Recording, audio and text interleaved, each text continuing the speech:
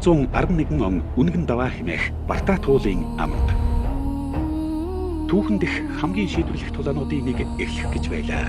Нэг талд 400 мянган хүчрхэг итгэл дүүрэн алтан улсын арим.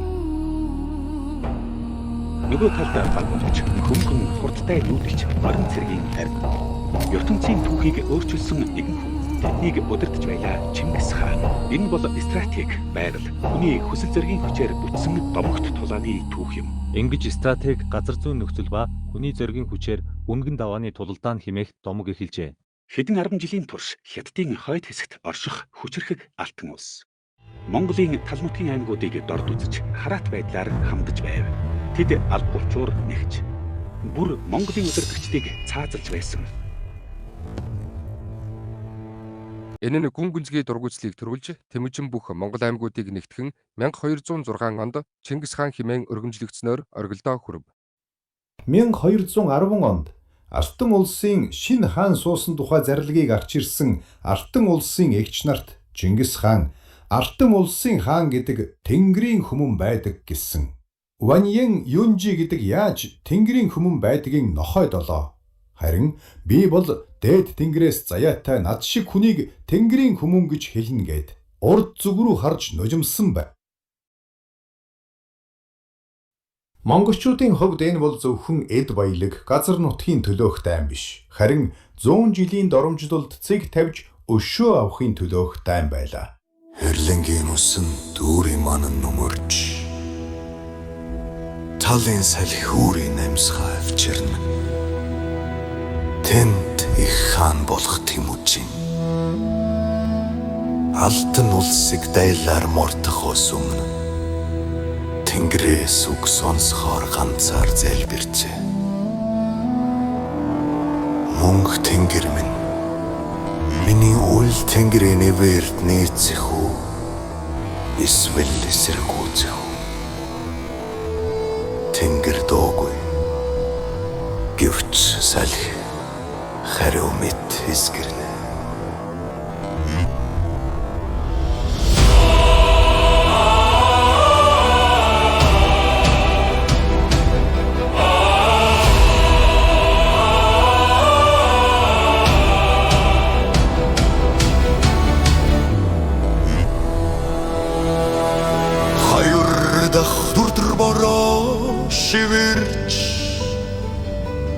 Тэнгэрийн хитэн сүртэй дугарлаа.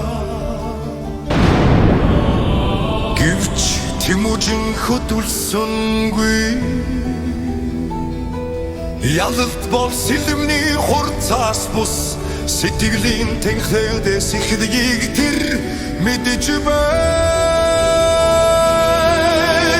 Гурудах хөдөр цагаанууд хойноо сүрэгш хөдөлж сүүдэрн хааны дээгүр буучээ. Тэнгэр үгүй боловч эвдэлдэйн илдэсэн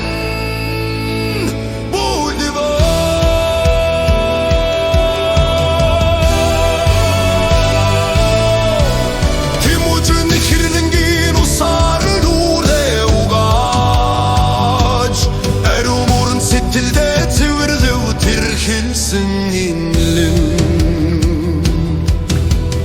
Тэр хэлсэн нь мөнх Тэнгэрийн хүчин дор миний үйл бүтвэс бүттүгэ бүтэхгүй бол Тэнгэрийн шийдэхэд хүртүгэ. Чингис хаан их хуралдаа зарлаж Алтан улсад дайлаар мордох болсон шалтгааныг ард олондоо сонирдуулав. Алтан улс манай элчийг доромжилж төрийн үгийг үл тоон Тэнгэрийн элчийг цаазалсан бүлгөө. Амбгай хааны яс ханан цавчуулж элч нарын толгой газар буулгасан тэр доромжлол Тэнгэрийн хилэнг дуудсан. Тиймээс биш. Энэ бол зөвхөн хааны өшөө ус, Монголын нэр төр Тэнгэрийн ивэлийг хамгаалах дайн юм. Өнөөдөр бид өшөөгөр бус үннээр сэлмээ өргөн. Мөнх Тэнгэрийн хүчин дор Монголын сүр хүч ялж гараг. Монголын армийг стратегийн суу тухаантан Чингис хаан удирдах байв. Тэрээр тулааны талбарыг үххийн хавх гэж бус харин боломж гэж харж байлаа. Гэвч суу тухаанданд ч гэсэн зоригтой төлөвлөгөөг хэрэгжүүлэхэд итгэлт хүн хэрэгтэй. Энэхүү тогтолгооны амжилт бүхэлдээ нэг хүний мөрөн дээр тавигдсан байв. Түүний хамгийн итгэлт жанжин Мухулай. Мухулай бол домогт 4 нохойн нэг байсан. Хааны хамгийн үнэнч чадварлаг жанчдын нэг. Тулааны хамгийн чухал даалгавар болох нууц дайралт хийх үүргийг Чингис хаан түүнд даалгасан юм. Тангадын цагаан ноён Алтан улсын хилийн цаанаас нууц мэдээ авчирсан хүн. Тэр Мухулай жанжны өмнө мориноосоо үсрэн бууж, амьсгаагаа даралгүйгээр өгүүлв, Эжин улсын цэрэг хөдөлж эхэлжээ. Тэд үнэгэн даваагаар гарч ирэхээр бэлтгэж байна. Өргөөний доторх гэрэлд газрын зураг дэлгэгдэж, 2 жанжин зогсон. Тангадын цагаан ноён үгийн тоосгүй чимээгүй зогсов. Харин Мухулай газрын зураг руу ширтэн гүн бодолтойгоор өгүүлв. Манай цэрэг цөөн дайсан олон, гэвч цөөхөн хөвгүүдийн зүрх цэрэг мянгаас хүчтэй байдаг. Бидний хийх зүйл ухрахгүй, ам хайргүй дайралт, үнэгэн даваанд тэднийг нэгмсэн дуусгана. Цагаан ноён толгой дохиж, хуруугаараа уулын хормойг заав. Энд жанжин минь, энэ замаар тэд орно. Бид салхийг ашиглан сум тавина. 3 талаас хавчин довтлох боломж бий. Галын дэл газрын зурагт тусахад уулс, даваа, гол мөрөн ам орж, 2 удирдагчийн харц, тэнгэрийн дорх хувь тавиланг зурх мэт гэлтгэнав. Алтан улс Монголын говийг нэвтэрч ирэх боломжгүй гэж үзэж байв. Мухулай жанжин хавар говь цасгайлах үеэр элсэн цөлийг туулан Алтан улсад довтлон очив. Довтлогоо тал нээлттэй газар болоогүй. Монголчууд Алтан улсын нийслэлийг хамгаалдаг эгч хадасахтай улсын хэд хэдэн даваагаар нэвтрэн өнгөрөх ёстой байв. Гол хамгаалалтын цэг нь үнэгэн даваа буюу эзэрлэг үнэгний нуруу гэгдэг газар байсан юм.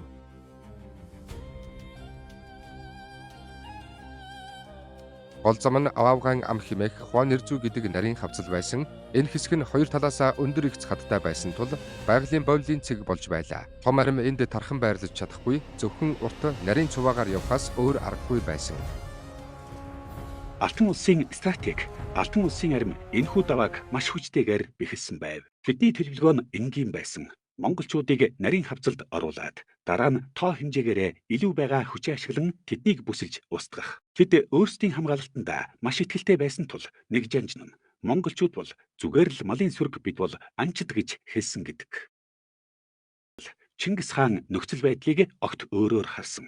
Тэрээр энэ газрын байдал Алтан улсын тоо хэмжээний давуу талыг үгүй хийж байгааг мэдэж байв. Асар том арим нь цувааны хамгийн урд игнэнд цөөхөн цэрэгтэй тулдах үедээ ямар ч хэрэггүй болно. Тэрээр Алтан улсын хөдөлгөөнгүй батлан хамгаалах байрлалыг ашиг хонжоолох сул тал гэж үзсэн. Чингис хаан Алтан улсын өрхөнд өөрөө орхоос татгалзсан. Түгжих довтолгоо. Нууц маневр. Мухулай жанжин тэр өдөр цөөн цэргийнхээ тоог хараад дотроо нэгэнт шийдвэр гаргасан байлаа. Энэ тулаанд ялж чадахгүй бол дахин хүчээ сэлбэж, дахин тулдах боломж бараг үгүй болохыг тэр гүнээ ойлгож байв. Иймээс тэр хамгийн зоригт, хамгийн зүтгэлтэй баатаруудаа өөрийн биеэр өдөрдөн ан тулдах анги болгон томилжээ. Мухулагийн төлөвлөгөө энгийн атлаа аимшигтай үр дүнтэй байв. Тэр зүрх суглах хэмээх эртний тактикийн дагуу дайсны гол хүч удирдлагыг нэг цохилтоор устгаж, үлдсэн цэргүүдийг энх самбраагүй болгож айдас төгшүүрт автуулахыг зорьсон юм.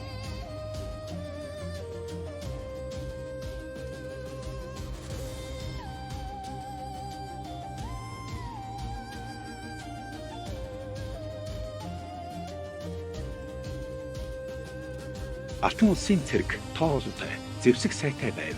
Гэвч тэд нэгэн ноцтой алдаа гаргасан нь ялагдлынх нь үндэс болсон билээ. Тэд явган цэргийнхээ өмнө мартин ангиа байрлуулсан байлаа. Монголчуудын ном сумын урд үеиг үл тоомсорлсон энэ байдал удалгүй суурил авчирсан юм.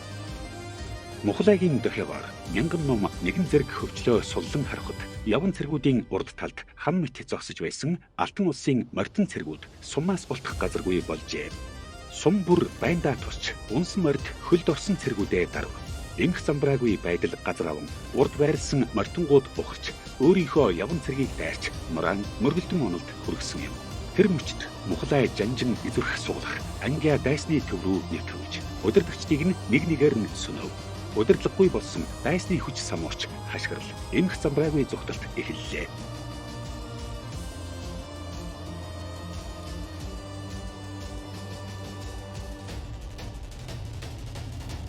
Чингис хаан бүх хүчээ нэгтгэн Алтан улсын сүүлчийн эсэргүүцлийг бут цагхийн тулд шийдвэрлэх аянд гарлаа.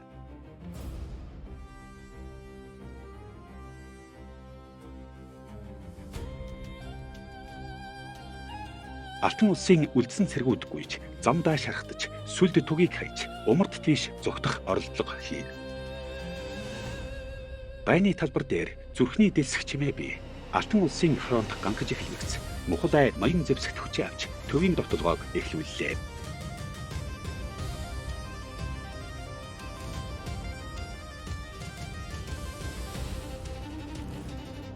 Үнэн давааны тулаан өндөрлөж, монголчууд ялалт байгуулж, алтан улс түүхийн худаснаа тасарлаа.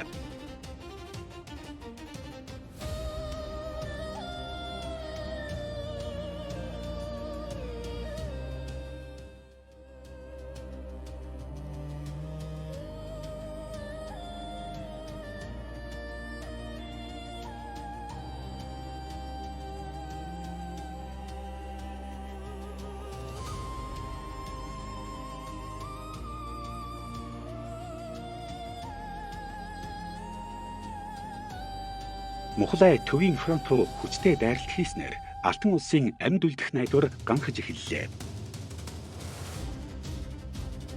Тулаан өндөрлөж, үнэгэн давааны талбар дээр монголчууд ялалт байгууллаа. Алтан улс эргээд хөл тавих газаргүй болсон нь түүхийн худаснаа хадгалагдлаа.